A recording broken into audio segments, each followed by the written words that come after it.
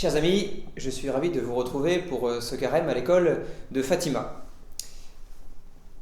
Les apparitions de la Vierge sont probablement assez connues, nous en avons tous entendu parler, mais il y a aussi des apparitions de l'ange qui, elles, sont sans doute moins connues.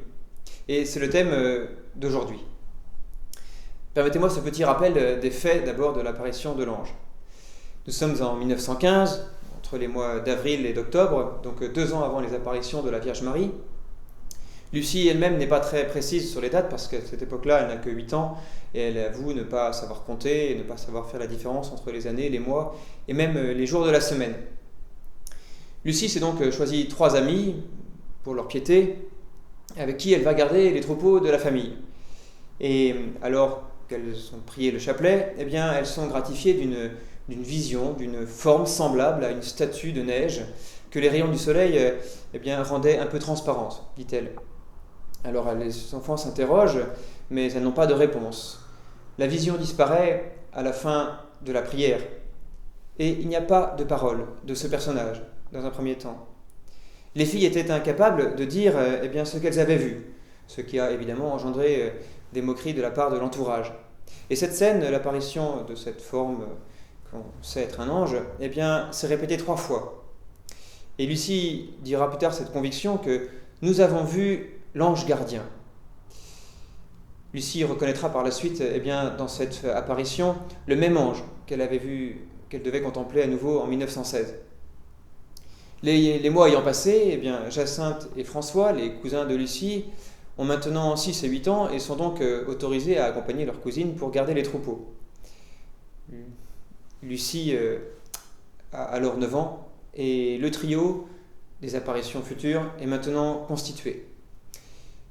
Nous sommes donc maintenant en printemps 1916 et les 3 pastoraux ainsi que leurs brebis vont sur la colline pour faire paître leurs troupeaux, et alors qu'ils se trouvent dans l'oliveraie de leur oncle, elles ont prié le chapelet, puis elles s'adonnent à des jeux, et alors elles sentent un vent fort qui vient secouer les arbres. Et elles aperçoivent à ce moment-là la même silhouette, celle d'un jeune homme de 14-15 ans, plus blanc que la neige, et qui leur dit ceci: « Ne craignez pas, je suis l'ange de la paix, priez avec moi. » Et s'agenouillant, cet ange courbe le front jusqu'au sol. Il courbe le front jusqu'au sol. Les enfants l'imitent, poussés par une sorte de mouvement surnaturel, et ils répètent les paroles de l'ange qu'ils entendent. Cette prière est celle-ci: « Mon Dieu, je crois, j'adore, j'espère et je vous aime, et je vous demande pardon pour tous ceux qui ne croient pas, qui n'adorent pas, qui n'espèrent pas et qui ne vous aiment pas. »